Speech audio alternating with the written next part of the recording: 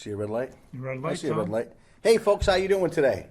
Southwick Stories, we're back. Me, Jim Putnam, and we got some people that drive by the cemetery every day. They just haven't had to stop in. I got Buddy Vecchio with me, and I got Mr. Anderson, retired fire chief, and well, Buddy, they both grew up over there at the fire department. So this episode, we thought we'd go way back in time. Their families were involved in the fire department, and let's get some history, on the table. Right, Jim? Absolutely. I've been looking forward to this one because we got so much, we got more than just their years of fire department experience. Yeah, and we way wanted back. to do like 80-year-old people. I mean, they're not 80 yet, but Buddy's closer than I am. Buddy is closer, yeah. But I thought we weren't going to disclose ages, but well, we didn't. Hey, I'm pretty sure I'm the youngest one in the room, so we can disclose ages. But realistically, we just felt that, there's so much history next door to us here. yes, there is. And I still don't understand we have this big, beautiful building, but these guys are going to educate me on how that all went down over the years and how we got where we are today. Well, Buddy's actually family started, so I'll let him go. Yeah, my great-grandfather started the department way back in the late 1900s. They used his personal car first until they bought a 1919 real fire truck, chemical one. Was that new? Yeah, I believe so. Wow. And what was his name, buddy? Ben Hastings. Ben Hastings. Yeah, he was the chief, and my grandfather was the next chief, Warren Hastings. My father was on. I had uncles on, cousins on, and I still have a cousin on now. So unbroken from the very first Since day to one. the present. Yeah. That's pretty cool. And they were never really organized from the town until like 1930. 34, I think, was it? The book I read was said 30? 1930. Yeah. That's right after they bought the 1929 real fire truck. I think that was because my grandfather was on as well, Yeah. and I remember the picture from the brass rail of them all standing in their suits in the back row. And I believe that was the first formal meeting, or first annual party, probably. Probably. But you can't have a fire department without having a party once in a Well, while, in right? the day, Yeah. that was Yeah. definitely a social organization. It was a big portion Oh, of it. yeah. What was your grandpa's name, Russ? Harold. Harold. Yep. Harold Anderson. Yep. Okay. And he lived down on College Highway in the yellow house that's right up past the town hall now on the left. That was his farm where he grew up, where he raised my family, or my father's family. Actually, I live in the house that my great-grandfather bought in 1905. You haven't done anything to it since. have you? Wow. You beat me to it. We better get control of the conversation here, Joe. It's veering off the tracks. We've been there many times. Now that And we my, mentioned uh, that, and yeah, my- the original cars are still in the backyard. And my grandmother used to be the dispatcher for the fire department. And when they got the police department, she did it for the police department in the late 60s. Wow. Back then, there was 4 red phones. One at the station, one at Pristine Motors, one at my mother's house on Gargan Terrace, and one on Depot Street. And then there was a ring down for when there was a fire. Yep. So everyone's phone would ring, and you have to answer it. They'd tell you where the fire was. And That you let the phone ring for three bells, three Rings. rings, and if you didn't answer it, she hung up and called somebody else. And that was back with the old rotary where you had Wow.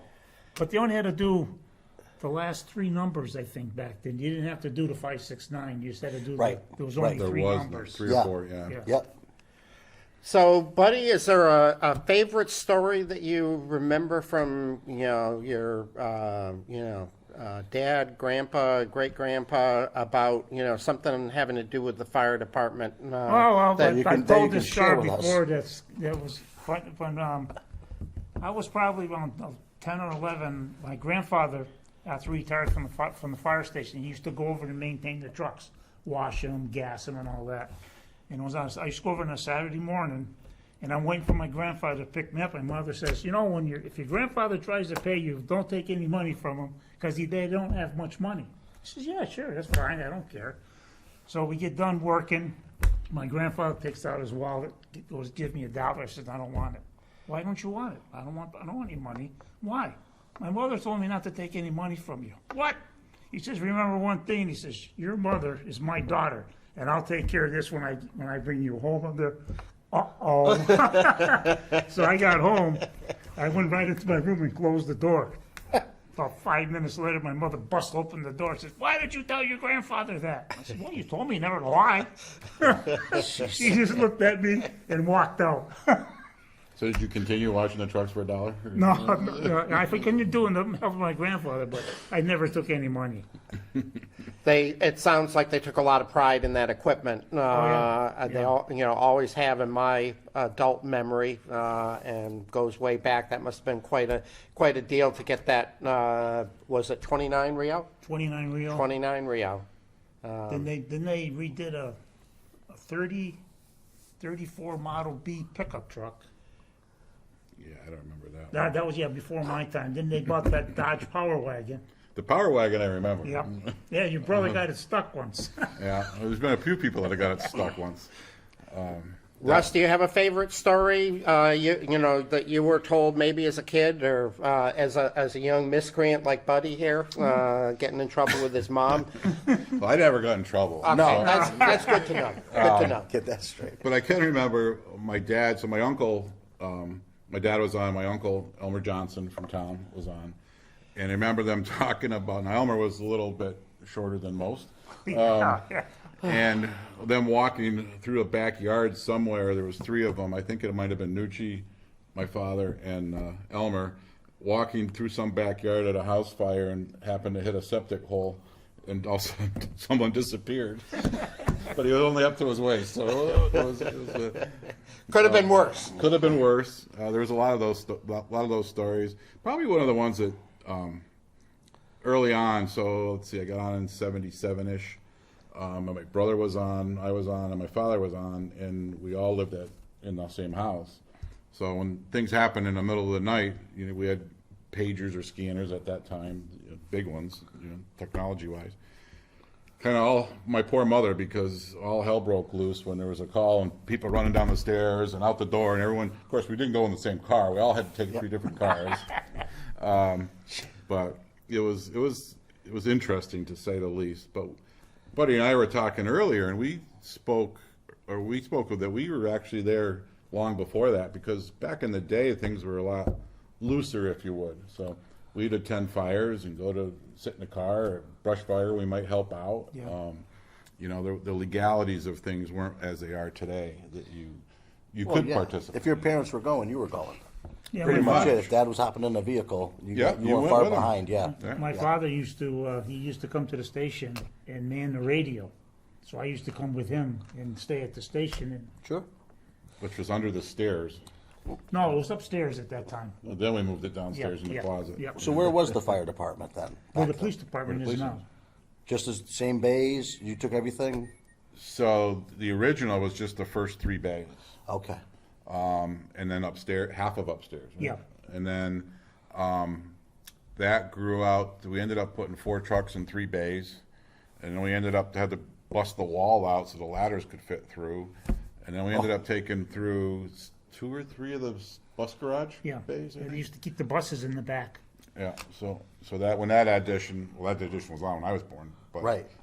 We slowly took over more and more of those bays with vehicles, until 2020 when we built The new one. the Yeah. existing station. Were the ambulances running back then? Like when you One. were They kids? had, the first ambulance was the 36 LaSalle.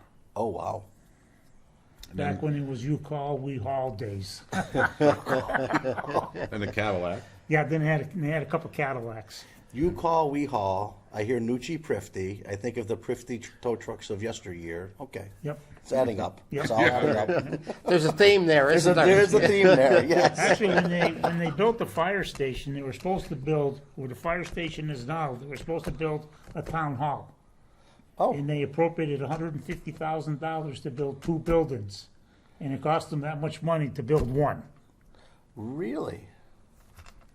So a town hall would have been over there too. That's where the town hall was supposed to be built. But it was a swamp, so they had to fill in the swamp. Yeah. But you couldn't do that today. No. Fill in a swamp. So the first town hall was to the right of the fire station, right? The add-on, that lower level. Yeah, Yes, that yes. was done, I think, around 55, they added onto it for the town hall. Right. At one time, everything was out of there, the town hall, the police, everything. Dispatch, everything. Yeah. DPW back there too? No, Or there really wasn't. They had their own Way in shack. back. Yeah, way in the out shack behind, that's there today. Yeah, Yeah. They tore it down a few years ago. Okay. With the animal. It is gone. Yeah. Oh, yes. Gotcha. And as you said, school buses stored out there because there was no school region. It was just the town back then. Right, So there right. were, they, And this Keep was the the buses school. inside. and this was the And this school. was the school, This was yeah. the school. Yeah, we went to school here. Yeah. So just so we don't miss it, Russ said he started 1977. Is that right? And what year did you start, buddy? February of '72. Okay, just I wanted to get that on the record. So, had you been thinking about that for a long time? Was it something that your dad and mom expected of you? What motivated no, you to? they never mentioned. My father never mentioned about joining the department. I just did it. Yeah, I think it was just kind of a natural progression. 'Cause Yeah, it was sure. Myself, myself and Paul Johnson got on at the same time. My brother might have at the same time too. Yeah, actually, I remember there used to be a waiting list to get on. You had to know somebody to get on the fire department. The agency didn't take anybody. You had to know somebody. Well, that makes guys- us feel better about you and no, Russ. I know why you guys got on then, okay. That's right. Yeah. Blames everything now, right? That makes a lot of sense. When I first got on, there used to be a list of drivers, Right. and they had badges with drivers on it. And if you weren't on that list, you better not get caught driving a truck. And then Yeah, it was- you keep in mind too, it wasn't, like today's trucks with automatic transmissions. Oh, and what it, yeah, You know, they all were manuals, standards. Yeah. standards, you had to kind of know what you were doing. literally, yeah. There was one time I showed up the station and there was an officer there. We're the only two there. And he looked at me and says, "Can you drive that truck?" I says, I'm not on the list. I'm not a driver. He says, "That's not what I asked you. Can you drive that truck?" "Yeah, I can drive that truck." He says, "Let's go." And he says, "If anybody tells you anything, tell them I told you to drive that truck." Nobody ever said anything, but that was the old 48 Ford. Oh, yeah. Four-wheel drive, Coleman front end. Is that not the fog? Yeah, Oh, the fog fog truck. truck, yeah. Yep. Wow. Yeah, there's a lot of tech, it's funny because the technology, we mentioned the fog truck with high pressure foam and all this other things. It's kind of all gone full circle again and now back to foam becomes pretty common on most trucks today. A little different, but same idea or same concepts. Were the certifications back in, now my last 10 years of experience with town hall, everything has to be certified, right? You guys, especially you being the past Yeah. chief, boom, boom, boom, boom. Even back in the 40s and 50s, 60s, On the job training. On the job Yeah. training. They did but probably. truck-wise, maintenance-wise, nope, just go. No, so fire service is exempt from CDL in the state of Massachusetts. So pretty much, good practice to have your own Yep. training programs, so you have something to document everything. But back then it was, but there was also a lot of truck drivers that were Yeah. members of the department. Yeah. So they added and helped train and got you very good experience because they knew what they were doing. Yep. Today's world, there isn't that many truck drivers that, Yeah. Yeah. really, they're so busy driving truck that they don't have time to do Yeah. some of the things. And then the fire service in general and EMS has just made it so hard to volunteer because of the amount of time it takes for those certifications. Yeah, literally. It's a double-edged sword. It's good, but way back, I can remember we used to take what they call a certification class, but you took a little bit here, you got them when you could. We'd be training with guys from Westfield or Agawam, all trying to get their points, so to Right, speak. right. Now, you got to go to an academy that's somewhere and do the whole 200 and some odd hours and all that, which is good, but makes it tough for the guy or girl that wants to help out the town and wants to take Yeah. part in things, Yeah. but just can't commit that kind of time. Yeah.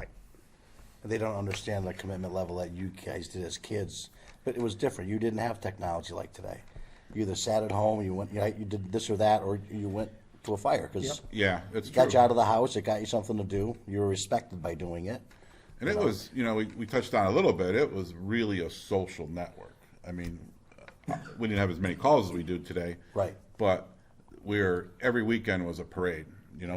We talked about the association owns the Aaron's Fox. Yeah. Well, that was bought as a retired fire truck from a racetrack, New Jersey or somewhere down there? Baltimore. I thought it was out of Baltimore. And the whole concept of that was to restore it to compete in these carnivals and parades we went to for antique trucks. Right. Because every weekend there was a parade somewhere. And you Somewhere in New compete, England, You know, your best uniform, best people marching, trucks, you know, the whole host of trophies you would go for. So everybody got together and everybody went out every weekend. And a lot of times you end up back at a house or somewhere else. And, Yep. Yeah. and not to mention other Christmases and all that, there was that whole social function, and that was, you know, they always say the fire service is a family. Well, that's part of it, you know. But today, a lot of that has gone by the wayside. There is no more No. carnivals, very few. So it's tough to make that social element up. And then, you know, what they used to call it, the black hole, because we'd go down there for Saturdays, you'd see 15 people down washing their cars and doing, you know, Right. hanging out, having coffee, and it just doesn't happen anymore. Yeah, I mean, if you go by the station, you see a car there, you say, you pull in, and next you know, there was 5 or 6 guys at the station, just shooting the bull. Yep. Well, the other thing that was different back then is, you know, I think of the fire department from when I was a kid, and virtually all of them were either merchants or had a business up and down the highway here, or farmers, right? Yep. A lot of The them. majority of A them. lot of them. And so they were in town every day, pretty much every day. Yeah, if you go back through the old rosters, I'm trying to think, the Holcombs, you know, a lot of the names that you hear in town, and historically were on the fire department. Yep. A lot of the roads in town are named after. This is true. No, but truthfully, you know. Yeah. Well, when I first got on the department, there was no street numbers. It was, they told you a person's house was on fire. Right. There's no numbers. Right. But you knew, right? Yeah. Somebody knew Yeah, yeah. where that Yeah, was. yeah. Yeah, it's so much different, you know. Of course, what was the population then? 2,000-3,000 people? Yeah, probably. When did the sleepovers happen? When did you guys figure out you finally were going to stay overnight? Did you do that in the old fire department too, or was it more when the new one came on? In the old department would be major storm or something. Okay. You'd be sleeping in a corner on a truck seat. Right. You know, it No was chair. chair. And then move, you know, 2020, 2000 even, move into the new station. There's a with- Taj Mahal. Yep. According to you. No, well, you weren't sleeping on a chair in the There's some corner anymore, sensitivity right? there, isn't there? There a little bit. Yes. So Yeah, the let me windows. just straighten Joe out a little bit. So, Please do. You can't straighten out a hunchback. You can try. so the whole idea of when we built that station was, let's build something that's going to last us into the future. We know at some point we'll be a full-time department, or at Yeah. least partially. So what elements do those have? And well, obviously a big component is the training. We talked about all the certifications. If we can make a big training and be the host for training, then it makes it easier. We don't have to go someplace, Right. which has worked out tremendously. Really we're has. we're a host for all kinds of training. And as far as the bunking, we had bunking in there, you know, a half a dozen for men and women. Yeah. And at the time, it was ahead of its curve, but the numerous storms we've stood by, Yeah. and now here we are 20 years later, and it's at its where it was designed to be. And we Yeah. built that station for $100 a square foot. So if you were trying to accomplish that today, you couldn't do it. No, You know, not at not all. in today's budget. But you look around, like, so Westfield, they're looking now, I think Westfield's looking to redo that fire Yep. department, you know? But that structure as a whole versus, you know, it never looked beautiful. Yours looks gorgeous. Yeah, You it's- drive by, you know, Well, I it think- models the town. It's just like, you know. It looks professional Yeah. and like we're ready to do work here. Literally, yeah. Yeah. And I think one of the biggest things is we have, I mean, it's 20 years old, and you have a whole nother generation of firefighters Yeah, coming in. literally. And they would come in and go, oh, well, when did you build this? We said 20 years ago. You know, and Yeah. they're like, wow, this thing still looks beautiful. Exactly. And that, I think that's a key to all the members, that Yeah. they take care of it, they don't trash it. But the foresight 20 years ago when you guys were building that, the design, I mean, It was a still looks simple modern. design. It was Yeah, a but simple design. It looks Right. modern today, When it was built, it was the biggest standalone fire station in the state of Massachusetts. was it? Wow. Because most fire stations back then, you know, was either police, fire complex, or. Yep. or And we went- combined, where ours was separate. And we went through that evolution that we were going to add on to where the fire station has now come out the side with base in the front. Right. And when it really came down to it, both police and fire didn't get enough space that they needed. So the idea was, let's make it a campus, we'll build fire first, and move on to, and I can say that after, Then it was screw police, they're gonna just stay where they're at. well, no, but they added on the whole building. So, but the whole thing is, I can tell you from other departments, is every one of them moves in, the day they move in, they don't have enough space. Yeah. Especially for storage and, Yep. you know, archival storage, things like that. So, God forbid we kept everything we've owned, because we had the space for it in some cases. But it's really worked out well. Yeah. Well, you probably recall the details on this, but it was just 2 or 3 years before that they bought the ladder truck there, the big ladder truck. Yep. Don't know the technical name for it. And I remember I was on the finance committee at the time, and you know, one of the big questions was, is it too big to garage in the old fire station? And I remember somebody kind of grinning and saying, "We already checked that." It was a good answer. Yeah. But they were going to have to knock out a wall to do it, and it was still going to be not ideal because you'd have to back that thing in there Right. every So time. That was in the bus garage, right? At the time? Yeah. Tanker too. Yeah. The old tanker. The old tanker. And I think it's Joe, I'm with you. I think it's a great example of when, you know, the town fathers, a generation before us, had the foresight to do it right. Yeah, literally, and, yeah. to do it right and build for the future as opposed to do it on a shoestring and regret it 5 or 10 years later and have to do something else. You walk on that second floor and look out, like you said, you think it was built 2 years ago.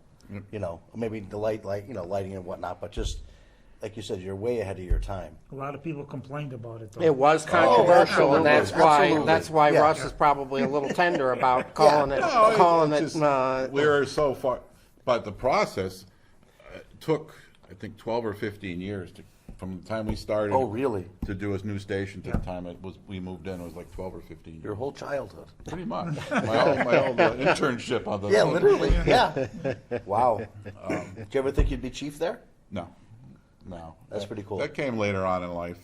Yeah. That you know, career paths and things were changing, and you know, and at the time, you know, I was doing the ad agency stuff and doing the fire stuff in parallel, and then I saw the opportunity in Granby, and I said, "The heck, I'll go for it," you know. Yeah. And lo and behold, I ended up there. So, but in hindsight, that 10 years was great. Great people, great town. Yeah. You know, we were able to do good things. Yep. And then hopefully, you know, brought some of it back here. I think some of it. Yeah. Well, I mean, But all those years of, like you know, I said- did find different politicians here. So. Yeah, they are, yeah.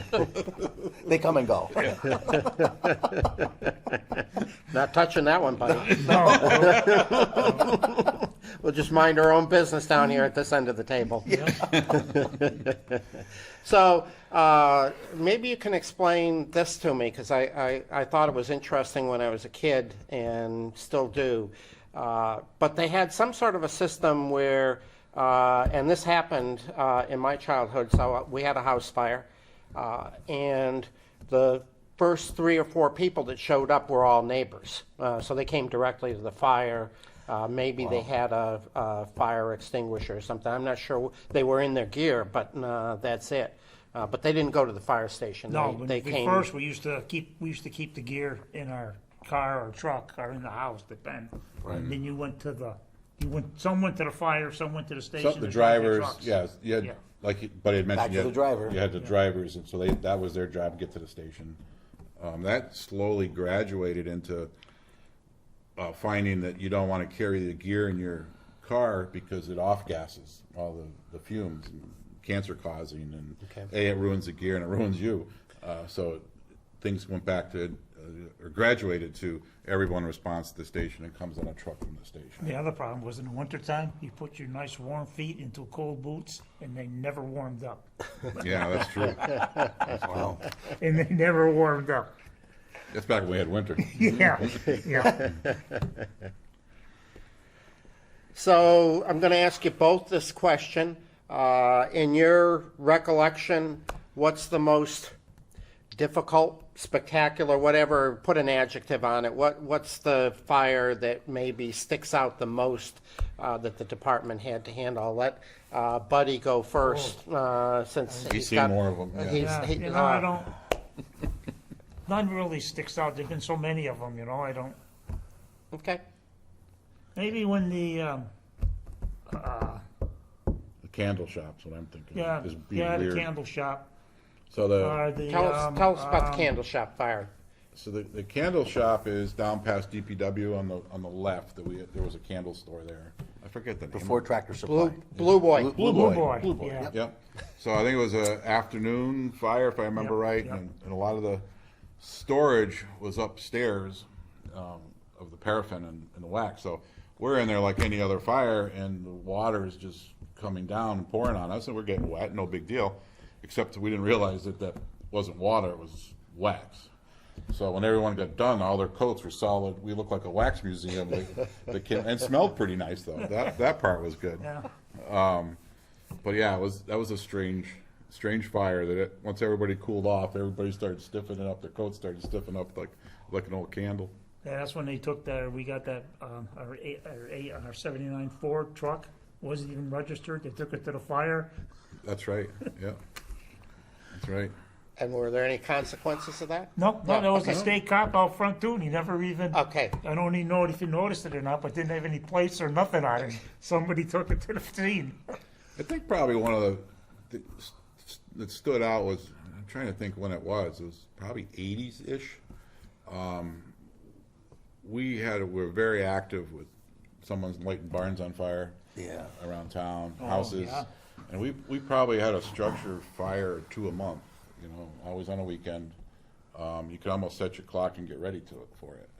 And those were interesting times because you had a big response. You had a lot of people learning how to do what you had to do because you did it frequently.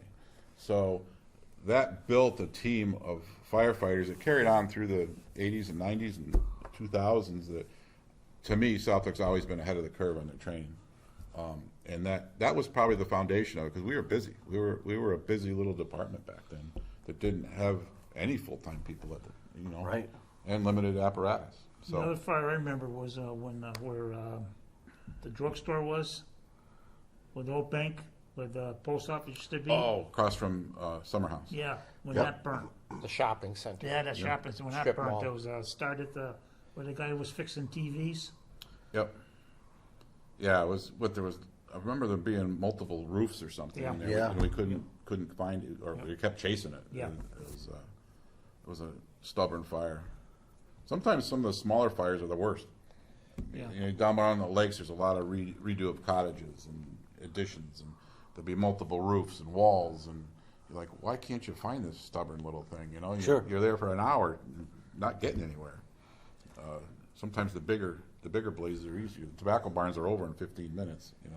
Yeah. I wanted to come back to that because you referenced that a couple of moments ago, but tell us about tobacco barn fire, because it really is a unique occurrence, not as common anymore, thank goodness, but it's part of the History of it. history They're of this everywhere. town Yeah. and the tobacco industry that we talked about a few weeks ago with Dave Arnold. So if I remember right, and correct me, buddy, but I believe back when there was a lot of them, aside from someone that might have been out helping doing some of those, was that the way they cured the tobacco, that they cured it with charcoal instead of propane burners. So I think we always used to hear that some of the tobacco would fall on a burner and that would be that. But I think since they got into fire watches and things like that helped minimize them. But when you look at a tobacco barn, especially when the tobacco is near its end of the drying session, it's basically fuel, the whole barn. So it would go up, and it literally, from the time we got called to about the time we got there, the entire structure would be fully involved. Fuel with good ventilation. With fuel ventilation and old barns, you know. But probably more so, I think, is the eye opener is when the 500-pound propane tanks I just go gonna ask off. about that, yeah. light off. I mean, it's like I remember the first one I saw was like a jet engine, you know. And it's like, wow, what's going to happen here? They were, just before the barn fell down, it was pretty because it would all be burning, and you could see all the beams and everything. Sure. You see right through it. Yeah.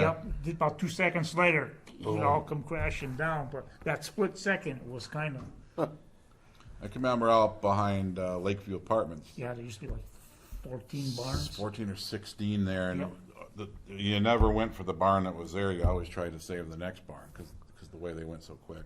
And then there was a huge propane container out there as well. Luckily, that was in Connecticut.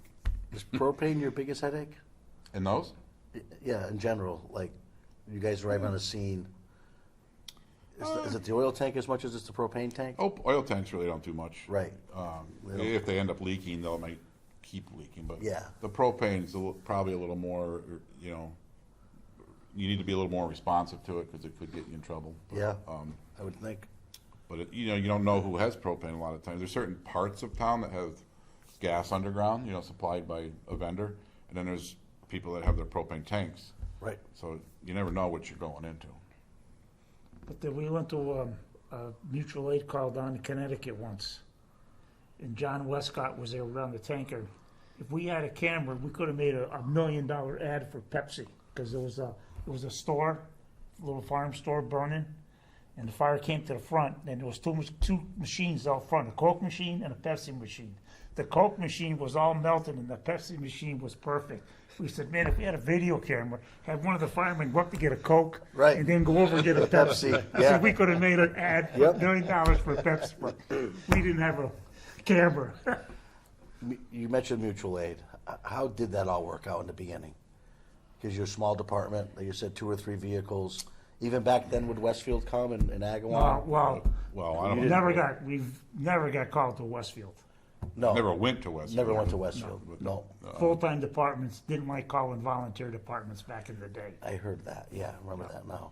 And the other part is we had rural water supply. We're pumping out of ponds and Sure. dropping water tanks and go and get it, and that's something the cities don't deal with. Never dealt with. So we had a tendency to get, and you'd get 2 or 3 people from Westfield or Agawam. Agawam was a call force back then too, so Yeah. they would come. But to call Suffield, you'd get 20 or 30 people like us, and a bunch of trucks, And understood it. and understood how to go Yeah. get what you got to go get. And Right. There was just a natural tendency to work with the agencies you trained with, Yeah, but and get more manpower. yeah. But I'm trying to remember how we called them. I mean, we didn't Back to the dispatcher? had to be just dispatch requests at that Sure. point. I don't know how that part worked, but you went on quite a few. You went to Granville. Yeah, it was funny. Suffield. Suffield the other day, we used to have the sirens, and Suffield still has their siren. Yeah. Really? And I was going through at lunchtime, and they were testing it. I go, boy, did that bring back some memories. Yep. Remember Yeah. the sirens going off so loud in the station, you couldn't hear the radios, you couldn't hear anything. Everybody's yelling at each other. Talk about it pumping blew- the adrenaline up. It blew 4 times. So how many sirens were there in town? Two. Okay, so the one down at the end of Sheep Pasture. one on top of the station. And one on top of the station. Yep. Because we always could, when we were working out in the fields, we knew it was noontime when that baby went off. And I remember once or twice, maybe it went off at some other time. And my dad or somebody would say, "Don't get excited. That's it's just a fire. Not quitting Not your house. time. Yeah, ain't quitting time. It ain't quitting Yeah, time." they could blow that from my grandmother's house. They had the thing there they could blow the siren. Probably direct wired down There there. was 2 wires, one to start it, one to shut it off. Phone. It was Would you done just by pull 'em out? It was by phone. Done by phone You wire. had to hold for a while. It was done by phone wire. So when did Southwick get a, I'm going to call it a professional dispatch system down in the station? When the police became full time.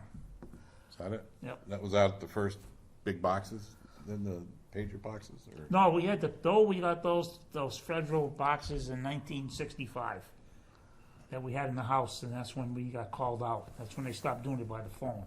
Okay. Well, who ran it? That's Who when I ran was born. That's my grandmother. Your grandmother? Yep. They didn't tell the police department. Oh, wow. And were the police back then just as mutual as they are today with the calls? Did they show up with you?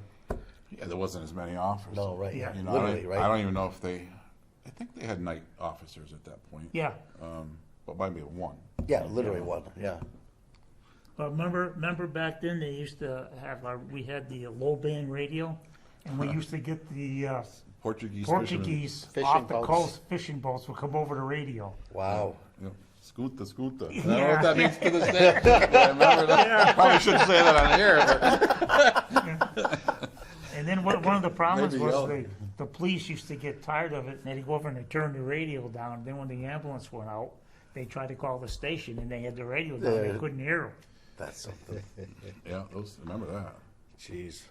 And that, again, I remember that from a finance committee perspective. That's when they put the antenna Yep. up over there, and that was the justification. They said, we don't know whether it's our own call or the Portuguese fishermen are calling everybody because they found a whole, big catch of fish. And it would override you. I mean, it would come. It would come in so strong it would take you off the air. Wow. And so they needed an update in technology. And their own band, I guess, right? Yeah, we Change went to high frequencies. band. And then sometimes in the summer with the low band, we used to pick up fire departments from down south. We could hear them. Yep. On a real hot night, you could hear from down south. Yeah, Wow. sunspots or something, some Yeah. reason. Yeah. Well, you think of the technology, the whole.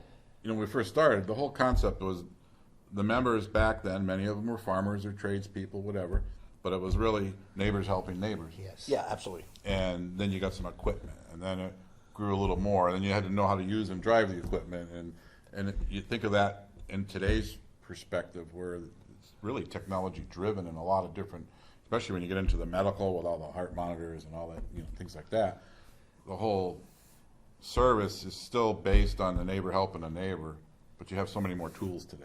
Yeah. That, it's quite different. That is a great way of putting it. It really is. We ought to in town say that more often because it really is. That's the Unfortunately, we don't that's the get heritage. We don't get the neighbors because they're most of the staff is from other parts of the area. You don't. I remember we. Oh boy, it was when I first came back here. We wanted to. The EMS was on that. We have the full-time day people, but we wanted to have more night.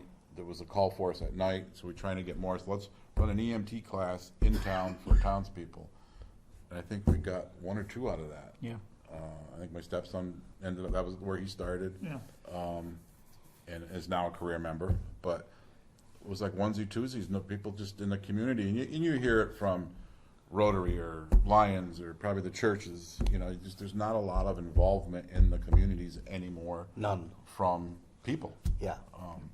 And I can remember a class that I took somewhere, and they said the fire service historically, and probably because like we just talked about, neighbors helping neighbors, but a fire department should be and always be a community-based organization, supporting the community, developing the community, and leading the community. And if you don't do those, then your service will falter. Yeah. So not every agency is like that in a town. A lot of them are just employees. But to try to get that involvement in a community through its membership to say, hey, we want to go work at XYZ's days or whatever you want to call it, you just don't get the interest. They don't want to be part of their community. They just want to come in and go home and do their thing.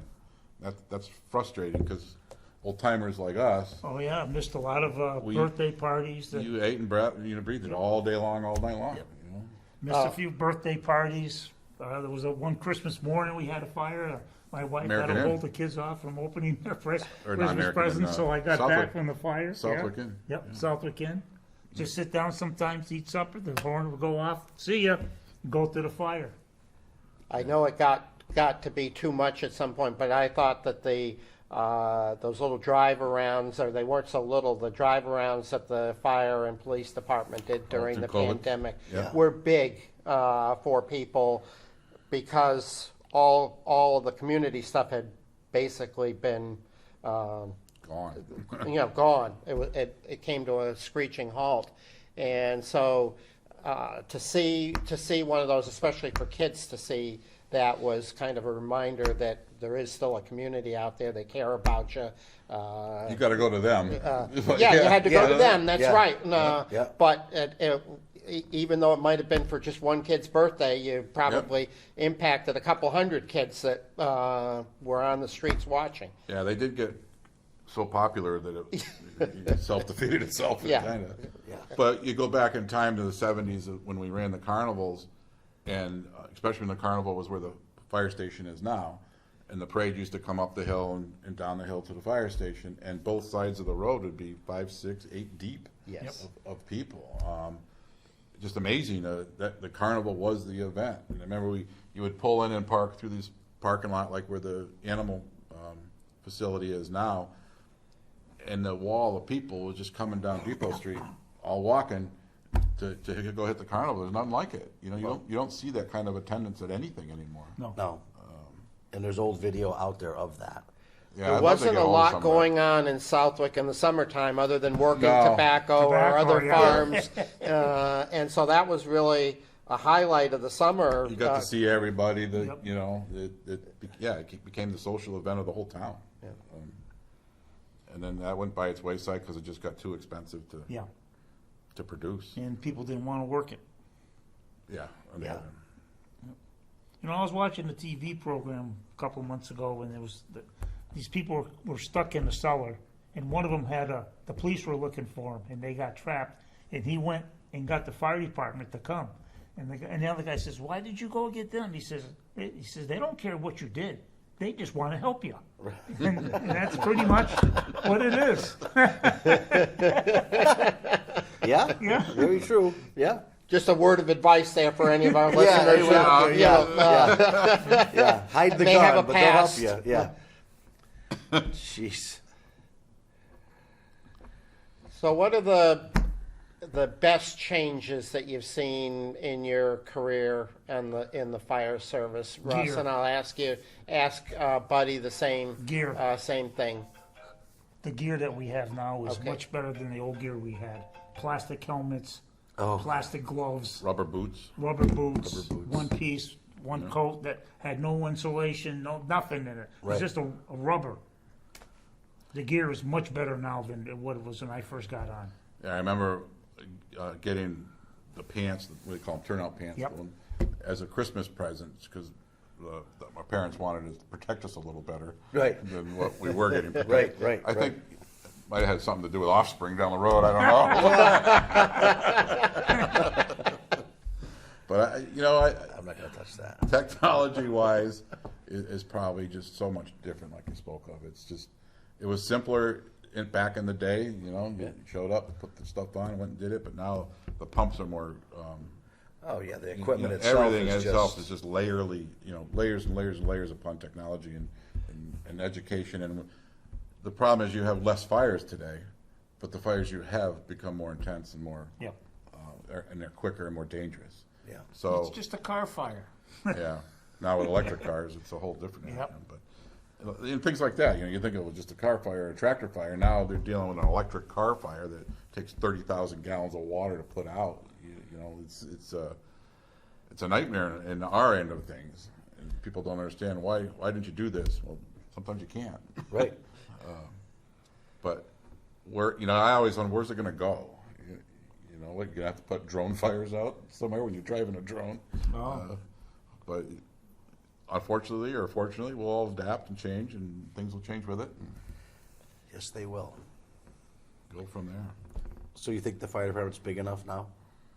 Yeah, I I think. mean, we got expansion, housing and that kind of stuff happening.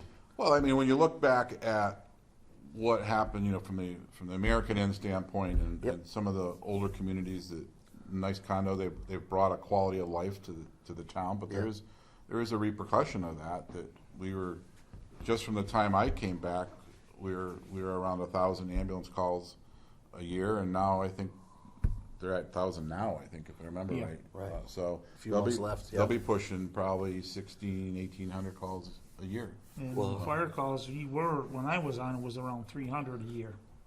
And now they're around 200. They've gone. We used to have brush fires like crazy. That's what you think. climate change and all this other things that they talk about in some of the world things that are going on. But we used to have brush fires, 10 or 12 a day. I mean, especially on the weekends. There was a burning season that opened up and such, and I think it corresponded with fishing season a lot.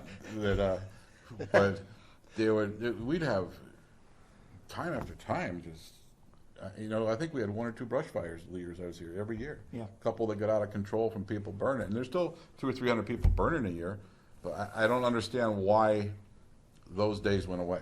There was days when we needed 2 brush trucks because of so much. Right. And then that whole curve has dropped down. Yep. Well, the folks aren't, I mean, we just said they are burning as much, but I don't know. But that's during the burn season. I recall when I was younger, a lot of people burned the dried grass in there, maybe not their back lawn, but, Yeah. the back Yeah. 40 or something. And Yep. invariably the wind would shift and one of those guys would get out of control. And probably wasn't a big threat, but you guys had to come. Yeah, but we don't even have small ones. I mean, it's just, Well, I tried to put a fire behind my house. The next thing I know, you guys are showing up putting it out because I didn't have any hot dogs and beans. So, it was, you should know better. yeah, I should. And then Salt we right were, now. I mean, I had hot dogs and beans. Yeah. then we were known for having bad accidents in town. Yes. Yes. Definitely. Well, that partly because I think at one time we had some 20 some odd liquor licenses in town. Yeah. And it was a place, around the lakes, there was a lot of nightclub and, atmosphere that people would come to or leave from. That has calmed down. The lakes, when we were Dramatically. young, were crazy. Yep. And it's definitely a different climate out there. Yeah, so, yeah, Buddy's right. There was a couple, regional awards we got for some of the extrications that Remember happened. the one where the guy had the kid had the pipe from a chain link fence right through him, Yeah, through the front seat, and it hit Into and right gas to the tank. back seat. yep. And he survived.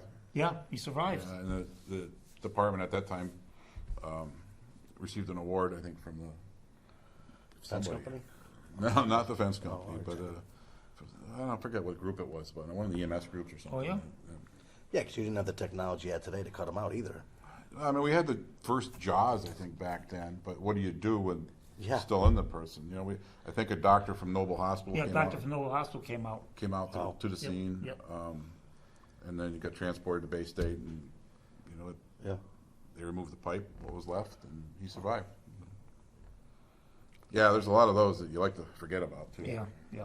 Unfortunately. Yep.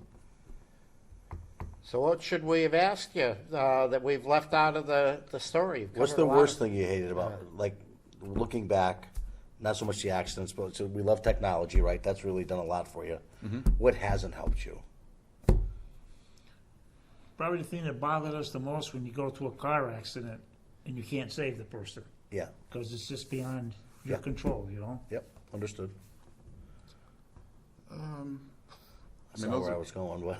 Yeah, rephrase that question again. Well, you guys love technology, right? That's helped you out tremendously. But what hasn't helped? Like where were they? You've been through it all, both of you. So what are we missing in the fire department world that you wish got better and didn't? I think what's missing in the fire department world is missing in the world in general, and that kind of comes back to commitment. Yeah, Commitment, being part of your community. Yeah. Taking pride in what you do. yeah, Those are motivations for so many other things, because one thing leads to 3 others. It does. It in truly in- does. In those things. If, Yeah. trying to get someone to pick up a project, whatever it is. Yeah. I want to get paid for that. And it's like, Yep. well, we both did so much for nothing. Yeah. We would all had other jobs that we would take vacation days to go get training. Yep. So where now it's just the whole thought process is completely different. Yeah. The There was a couple- parades we see it with the unions, and nothing against unions, but No, they're fine. when you guys were young, your parades you didn't have to pay every police officer to be out there because they lived here. Yeah. Right. And their kids were in the parade. Right. So they had that intersection of that, and now today, like you said, we got, and no disrespect, but everybody got to get paid. Yeah. What's the dollar value to me helping you? And it's unfortunate. There's a lot of that, yeah. Yeah, not everywhere, but there is. We see it in the nonprofit side, and you know, me and Jim see it everywhere, the churches and whatnot. You just don't, you're right, you don't have that, the equity or the depth of people wanting to do it. If you think of all the stuff we have now, the technology and all the Yeah. tools, if you had the commitment, so much more could be done. You know, Yeah. that just, the wow factor would be huge. Yeah. So how do you, Yeah. I don't know how you does get that. Yeah. you know? I don't know, you know, obviously it's a societal problem, if you will. Sure, it's everything. Yeah. And everyone has their, you know, blame it on video games or blame it on whatever, but it's, In 20 years, we'll be laughing about this video. exactly. Yeah. Like, what were those people talking about? Do you see volunteering staying at the fire department? I mean, I don't think we'll ever morph to a full-time Westfield status. No, I don't, I never foresee, I always saw that you're gonna need that core career members. Yeah. Supported by the call force for those peak times you need it. Sure. But the challenge becomes keeping those peak people interested, doing things and responding. That becomes a challenge, because if you're not doing something, you're just gonna lose interest. Yeah. And if you're always just training and never get through the event, Right. you know, you might miss the event. But the funny thing is, I used to have some career guys that lived near me, and I haven't seen a fire in 5 years, you know, because it just, you work at 24, you're off a couple, you work at 24, you're off 5 days. If it didn't hit when you were on, you didn't get it. Yeah. So, actually, when we were busy, the call force folks were seeing more fire than some of the city folks, because you went to everything here. Yeah. Right. You know? Yep. There was a few times I didn't have a vehicle. I used to run down to the station to make sure I got on the first truck. Sure. If I remember right, buddy, you've run to the station when there was no fire before, right? Yes, I did that one time. When Oh, we'd like to hear about that. when we had the old radio Was it an system. ex-wife or no? No, Just, no, all right. no. When we had the old radio system, the low band, I used to get the police on when we had those little scanners that we carried. Yeah. And it was the middle of the night, and I heard them say, "Oh, you better call out the trucks." So I thought they were talking about a fire truck. So I got up, went down to the station. I'm there. There's nobody coming. So I quietly went home. And told us about I it. was just saying, apparently not quietly enough. Yeah. Yeah. Well, I also burnt up a truck too, the Mac. You did. Yep. Yeah, you did. His fingerprints are in the steering wheel On somewhere. the steering wheel. Yep. He parked. Remember we were talking about drivers being trained and educated? Yeah. Well, back in the day, That man, officer wasn't we with just- him that we day? An talking- officer was with me. An officer was with me. What was the officer's name? Man, I can't think of his name at the top of my head. Anyways, it was a tobacco barn. We pulled up. I had the Mac. We pulled up. He says, "Park here." I looked over at the barn. I says, "Aren't we kind of close?" I said, "Park here." I said, "Okay." So I got out, got the truck running, got the whole, got the water running. I said, "Man, my back is awful hot." And the whole barn's in a big ball of fire. I says, "Ooh." So I jumped in the truck to drive away. He jumped on the other running board, and I could I could see his mouth talking, but I didn't have a clue what he was saying, because I had in my mind what I was doing, and I forgot to turn the throttle in on the truck. So I jumped back out and turned the throttle back in, so I get the truck in gear, because it was a standard to Sure. drive the truck away. And when I grabbed the steering wheel, it was a plastic melted. screw, melted. His Good thing I had his gloves on. The fingerprints were right in the Wow. Yep. paint came down the side of it, was all burnt. Yep. Boy, did I get yelled at when I got back to the station. I says, "Hey." It's a custom truck now, right? For your Yeah. hands only. I says, "I was told to stop there." Wow. Well, folks, it's been a quick hour. Oh, we're ready. Well, Yeah. Oh, wow. Any last things you'd like to add? No, just thanks. I mean, it's good to reminisce. Yep, We used yep. to, it's kind of like coffee hour at the station used to be. Yeah. Everybody talking about the old days, and Yeah. now we are the old. Do you have, so I know police has their briefing shift to shift. Does the fire also do that? yeah, There's now probably a they word do. for it, right? Yeah. They transfer information from Yeah. shift to shift. Shift to now. shift, yeah. Yep. Wonderful. I would wrap up by saying thank you for what you guys did personally, for what all the people that you worked with did, and for what what the next generation of fire service do. we're very well protected here in town. Yep. And I've always, I can remember in times past, people would say, oh, you live out in a rural community with a volunteer fire department. That's not as good as being in a big city with a professional hired fire department. And I never felt that way. I always felt like we were awfully safe and awfully fortunate here in Southwick. So thank you. It's appreciative, and Yeah, and it's yeah. always a challenge of explaining that, because when something's happening, you don't want it's okay that you're gonna take 10 minutes instead of 5. Right. You want someone there when it's gonna happen, but I think through the process, and, the police are first responders as well, and right now the system really works well. Yeah. So- But it goes back to neighbors, though, like you guys was just, Yeah. as soon as you said that, I'm like, but your neighbor, you could have been 10 houses away, he's still closer. Yeah. He's Yeah. still your neighbor. Yeah. True. Yeah. Yeah, people always ask me, why do you go run in? What is it like to run into a burning fire? I says, can't explain it. I said, I can't explain how it, No, Yeah. Definitely type A personalities. Yeah. A lot of Sitting them. here. A lot of them, which can be challenging. Yeah. No. We could probably talk another hour about that. Yeah, right. But and that's I think that not and I'll get yelled at later, but I don't see it in the children of today. I just don't see, and that's really what this is coming down to. Yeah, they can do this. We can text each other for a half hour right here as we talk, and not talk to each other. But the old-fashioned type A, running into the burning building, switching careers halfway through your life because your family were firefighters all the way through, and actually doing it. Yeah, and I think the difference too is kind of Buddy alluded to is in the day you got in someone's face if something didn't work out. Oh, absolutely you did. And you told them back what you thought. Right. Well, now it's not. You just, Yeah, now it's just our you wives can't. doing that. Yeah. You can't. You won't. I'm not even going to respond to that. But you're right. You can't. Some people get upset. And, Yeah, you used to hear more arguments at meetings and people saying you can't do this, you can't Yeah. do that. Yeah. And now you have a disagreement. And Yeah. it's the end of the world. it is. It's sad. But that's where we're headed. Yep. All right, folks. Thank you. Thanks for having us. We'll see you in a couple more weeks with a different show.